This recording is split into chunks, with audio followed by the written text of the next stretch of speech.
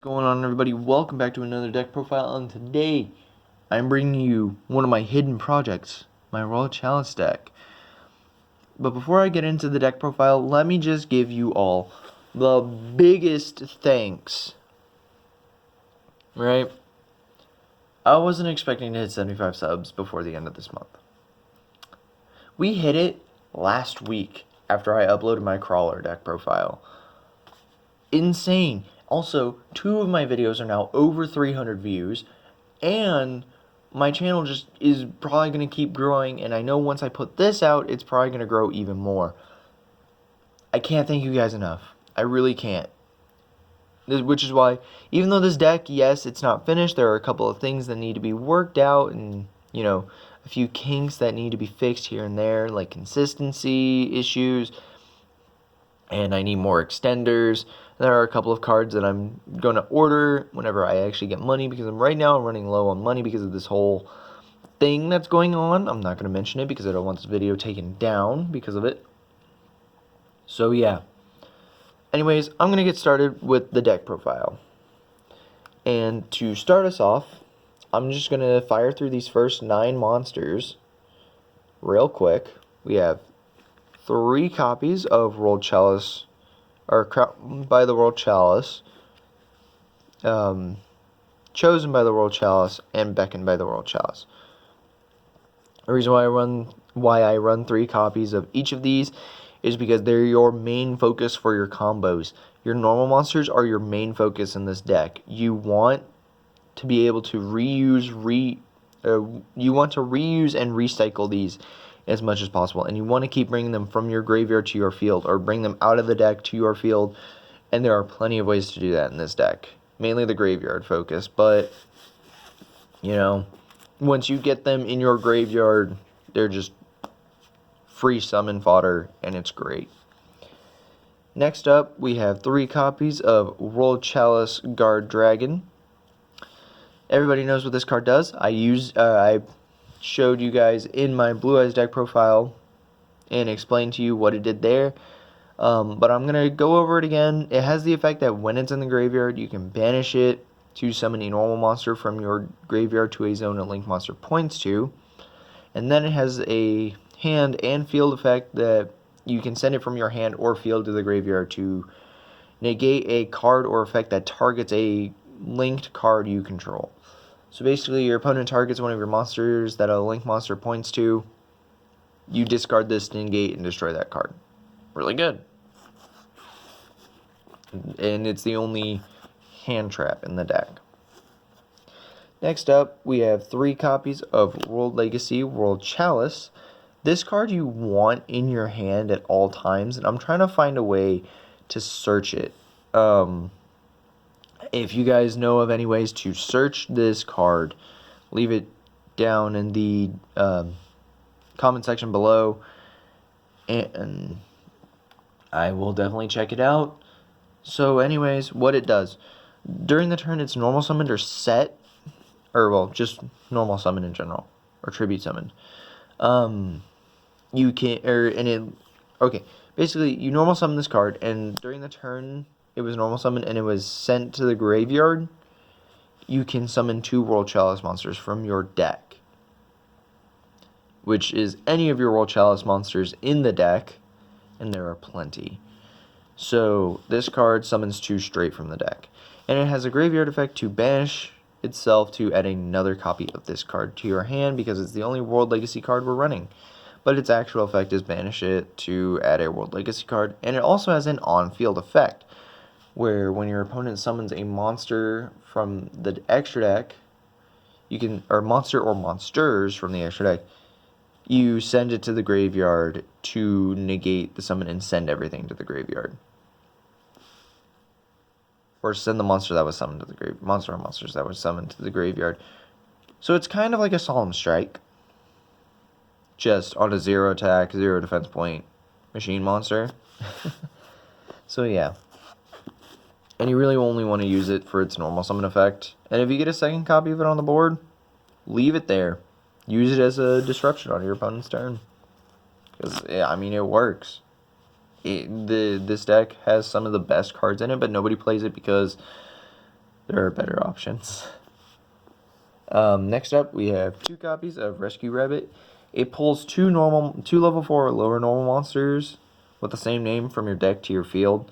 So, summon this, banish it, or well, you banish it to summon 2 from your deck. But, you summon this, you banish it, you get 2 normal monsters from your deck. And since it's a hard once per turn, running it at 3 means you can open with it more often, but it also means you can probably open with more than 1 copy of it, which is an eh. So I'm running it at 2. So, yeah. Next up, I'm just going to go over this whole package as a whole. We have my Danger package that I'm running, which is 2 Mothman, 1 Nessie, and 1 Tsuchinoko. Mothman is Dark World Dealings. Whenever it's discarded, both players draw a card, discard a card, or you can make both players draw a card, discard a card. Nessie is a Rhoda for the Dangers. Whenever it's discarded, you can add a Danger from your deck to your hand. And then Tsuchinoko, it's a guaranteed body on the board. When it's discarded, summon it to the field, which is really good. Tsuchinoko and Mothman are amazing. And so is Nessie. Next up, we have 1 copy of Lee, the World Chalice Fairy. I only want to run this at 1 because you mainly want to summon it off of your World Legacy World Chalice. And it searches any of your World Chalice cards. And then it has an effect that you can send a monster from your field or your hand to the graveyard to add it back to your hand, which is okay, I guess. But again, I only run it at 1 because it can be a Garnet. And having more than 1 of it, since both of its effects are hard once per turn, it's just it's not the best thing in the world, which is why I only run it at 1. I was originally running it at 2, but it showed up in my hand too often, and I just didn't want it there. So running it at 1 fixed that issue.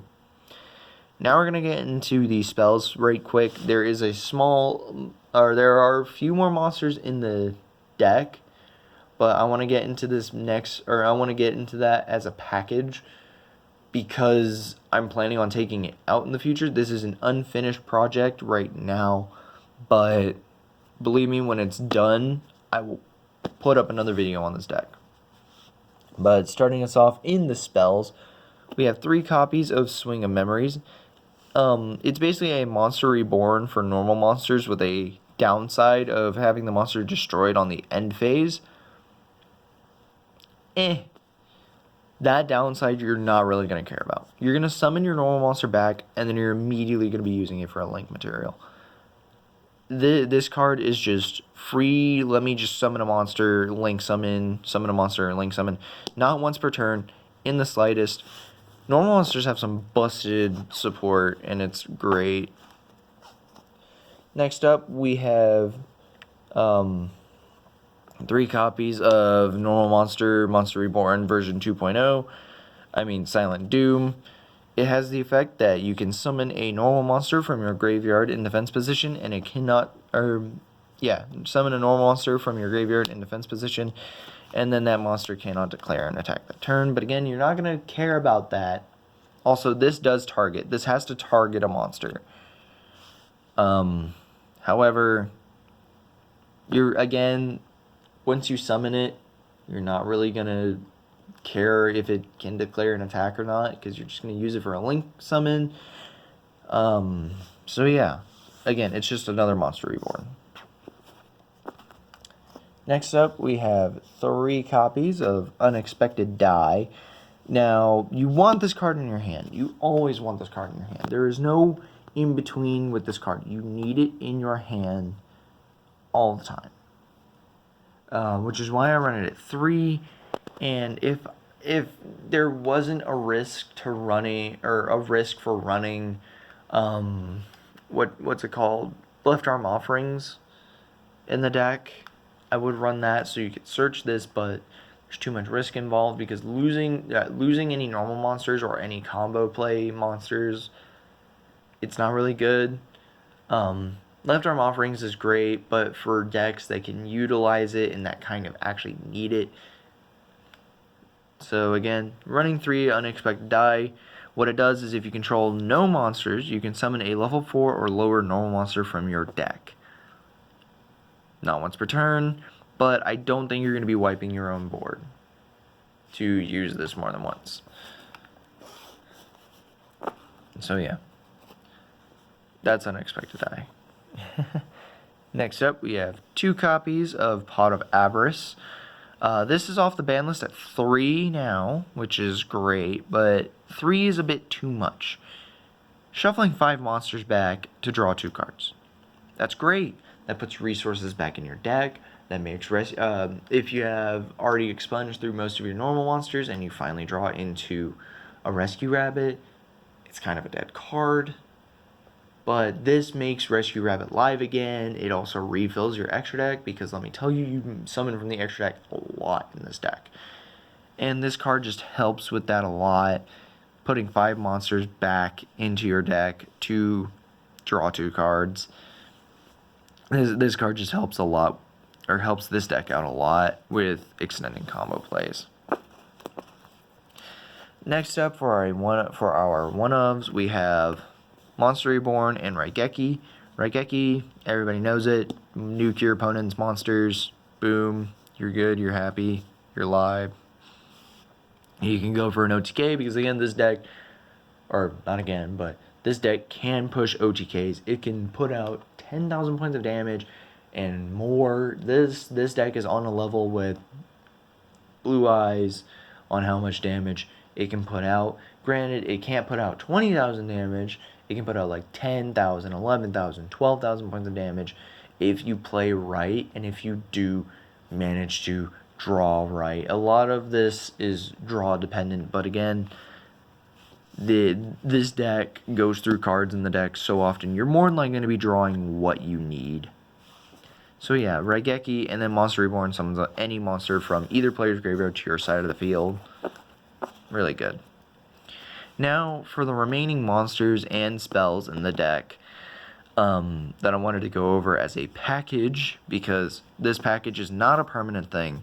I will eventually be taking it out for more normal monster support that can summon out of the graveyard, summon from the deck, or draw you cards.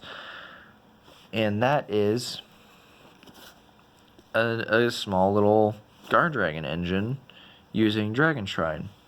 So Dragon Shrine lets you send a dragon monster from the deck to the graveyard, and if it's a normal monster, you can send another one.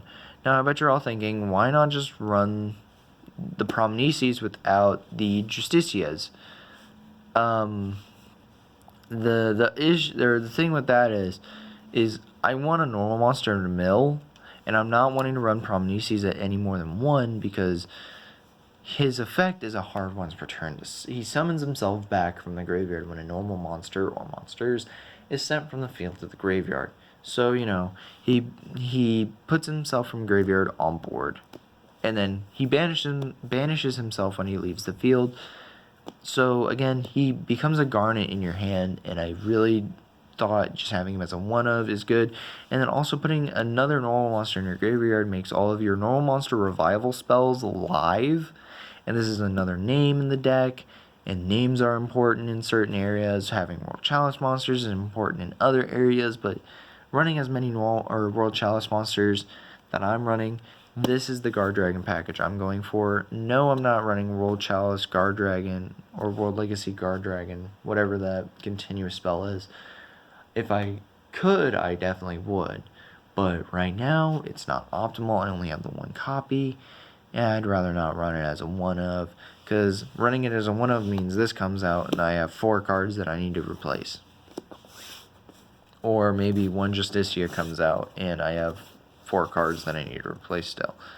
So yeah, that's why I'm running that as a package, and it actually does come up sometime. Most of the time, he comes up on a link summon, which is really nice, or, you know, just other stuff, and it's just really good, in my opinion, and it puts a name on the board, like I said.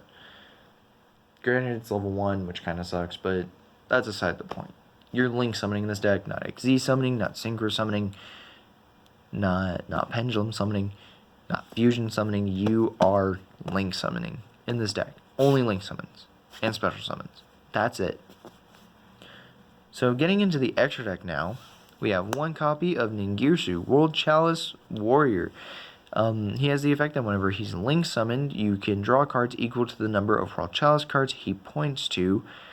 And there's an interesting interaction where if he's summoned, his summoning requirements are 2 link monsters, and if you use 2 of the World Chalice link monsters, how the chain works is this is chain 1, and then the 2 effects in the graveyard are chain 2 and chain 3, however you want to activate those, but this will always activate as a chain 1.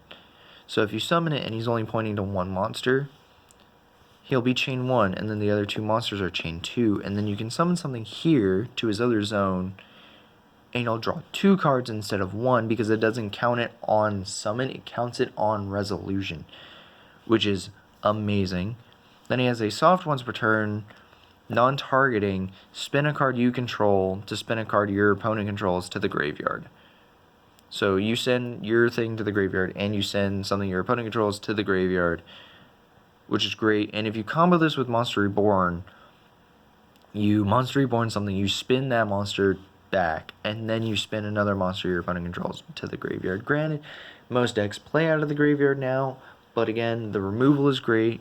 And then all World Chalice link monsters have the same effect that whenever they go to the graveyard, you summon one from your hand, which is great. They let you extend your plays. After making plays, you link summon with them, you get monsters out of it. You tribute them for a tribute summon, you get a monster out of it. This deck just allows you to go so far with everything, and it's great. Next up, we have 2 copies of Aurum. His monster effect is kind of useless. I'm running him mainly because it's a way to make Ningirsu and gain extra advantage out of it.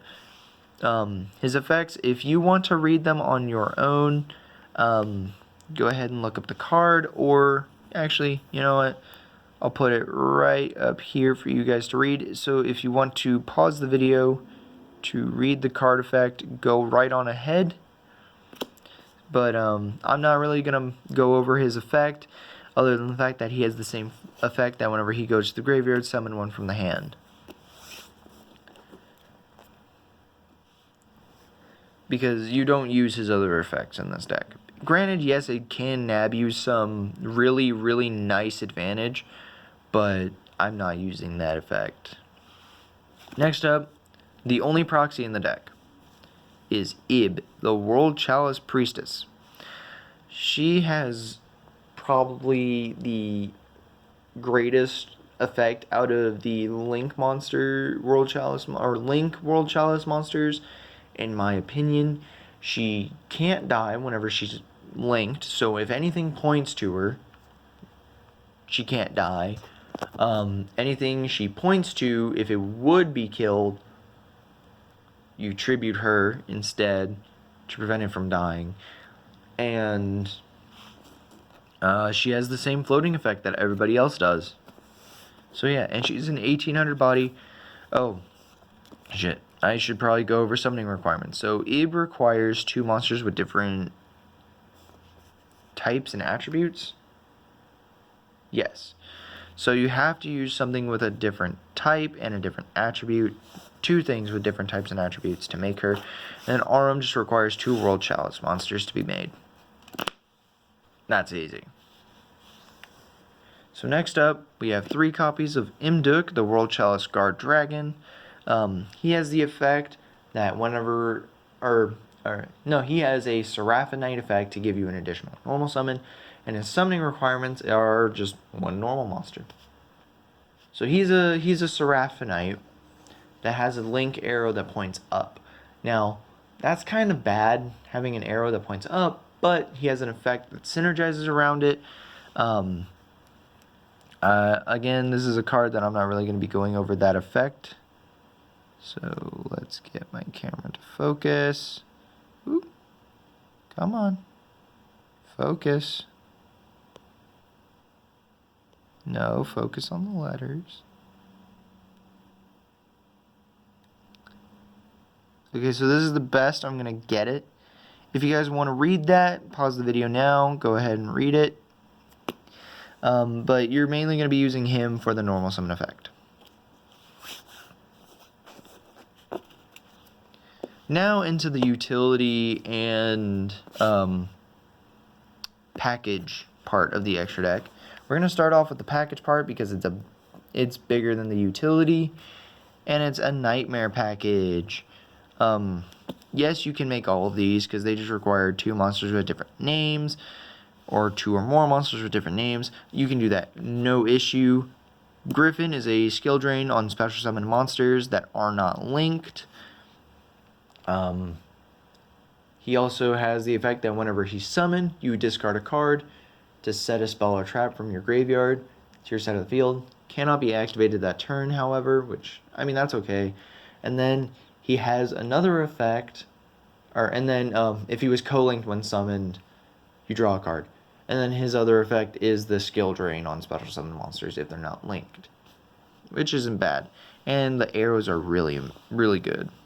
You get 2 arrows when he's in a main monster zone, and you get 1 whenever he's up in the extra monster zone. But you always want to put this in your main monster zone. Unicorn, the one that I just threw off to the side, has an effect that whenever it's summoned, discard a card to spin a card back into the deck that your opponent controls, and then if it's co-linked, draw a card. And then it has the effect that during your draw phase, instead of drawing 1 card, you draw cards equal to the number of co-linked nightmare monsters you control. So I've had a board with all 4 of my nightmare monsters co-linked on the field before, which is insane in the membrane. Which means on my next draw phase, I would have drawn 4 cards. So yeah. Next up, Nightmare Cerberus. Whenever he's summoned, discard a card to destroy a special summon monster in the main monster zone your opponent controls. And if it was co-linked, draw a card. And then all co-linked monsters cannot be killed by card effects, which is great. You can basically make a board that doesn't die to card effects or battle, except kaijus, which kind of sucks. But, nobody's been really playing kaijus from what I see. In the main deck, at least. It's a side deck thing. But yeah. And then lastly, Phoenix has the effect that whenever it's link summoned, discard a card, target a spell or trap your opponent controls, destroy it if this card was co-linked on summon, draw a card, and then this prevents battle destruction for all co-linked monsters. That's my nightmare package. Into the utility cards. We have 1 copy of Saryuja Skull Dread. Draw 4, put 3 back for 4 names, which getting 4 names on the board, really fucking easy. The easiest thing that you can do in Yu-Gi-Oh! Is put 4 different names on the board.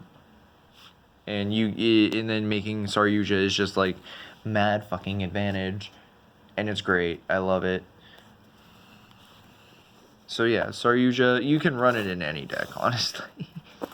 And which is why I know I love the card myself. I love Saryuja myself, but I think it should be banned. It's a free +1. It fixes your hand, and it gives you a monster summon, and it gives whatever you summon to its arrows 300 attack. Granted, yeah, it has 1 upwards arrow. If it would have had 2, I'm pretty sure it would see less play. But it has 3 arrows pointing down, and not hard once per turn effects. The card needs to go. It either needs to go down to 1 or it needs to be banned, because the advantage you get out of it is ridiculous. Next up, we have Avermax. Yes, you can make this card. You can make it using your Link 1 plus a Link 3 or 2 Link 2s, because it just requires 2+ monsters summoned from the extra deck, which is amazing. Oh my god. Or is it just 2+ monsters including a monster summoned from the extra? Yeah, 2+ monsters special summoned from the extra deck. Yeah. He has an effect that he cannot die by card effects. Your opponent cannot target other cards for attacks except this card. And then whenever he battles a special summon monster, he honests himself. And then, on top of all of that, he has the effect that whenever he goes to the graveyard, if he actually gets sent to the graveyard, you can target, what is it? or you can shuffle non-targeting, shuffle a card on the field into the deck. This card just has amazing written all over it. It's worth going through the loops and whatever to summon this card. It's amazing. It's a walking honest. Your opponent can't really beat over it with a special summon monster, because they attack into this. You activate it with a special summon monster. You activate its effect, and then they go, oh, honest or honesty Neos or whatever. Their monster gains the attack first, and then he gains the attack of the monster, or the current attack of that monster. So he just always punches for 3,000 over a special summon monster. This card is amazing, and I love it to death. And then for our last utility card, Link Spider. Requires a normal monster to be summoned, has a downward arrow, and can, once per turn, summon a normal monster from your hand to a zone he points to, which is actually not bad. It helps you extend combos. It gets you into like some of your nightmare stuff because it's 2 monsters with different names. Yeah, and that's it for the deck, guys. Again, before I go, I want to say thank you for the insane support. 75 subscribers. We're not even through April. This thing that's going on in the world is really f***ing me over money-wise, because I'm out of a job right now. And yes, I could go down to a store and do stocking, but, right now I want to focus on YouTube and some other stuff now that I have the time. And I really enjoy bringing you guys this content. And I've been really considering it, and I want to start a Patreon, but I don't think my channel is big enough and worthy enough of me starting a Patreon. So, you guys, let me know down in the comment section below anything about, or what you thought about this deck, what you would think about a Patreon later on in this channel's life cycle, maybe like 500 subs, I start a Patreon, or something like that, way later on down the road. And then, if you're new here, be sure to hit that subscribe button. If you enjoyed the deck profile, please be sure to like it. I'm really trying to make this channel bigger. I really, really am. I want this channel to grow. I want this channel to get somewhere to where I can actually, get money out of it.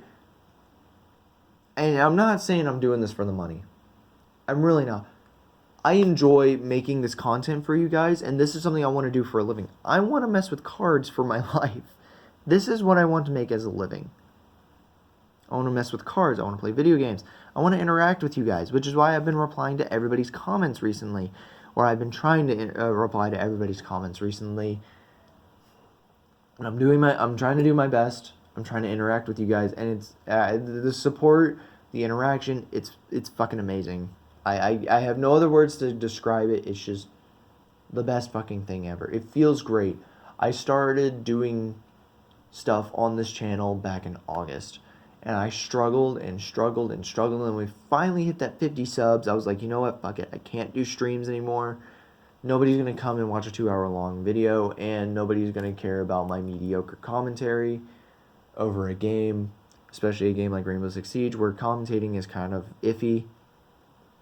But I just want to say thank you guys for letting me sit here and talk about my decks and how I make them. I don't make competitive decks. I make casual, fun, local decks. You can take these decks down to your locals and have a blast, unless somebody's playing the most recent meta deck, and then you're kind of fucking screwed. But I want to make fun decks. I want to make decks that aren't the most consistent, but they're fun to play. So again, guys, if you enjoyed the video, please be sure to hit that like button. Comment down below what you thought, or what you think about certain things that I brought up. And most importantly, if you're new here, subscribe. Thank you guys so much for 75 subscribers. It's been a blast. And I will see you all in the next one. Peace.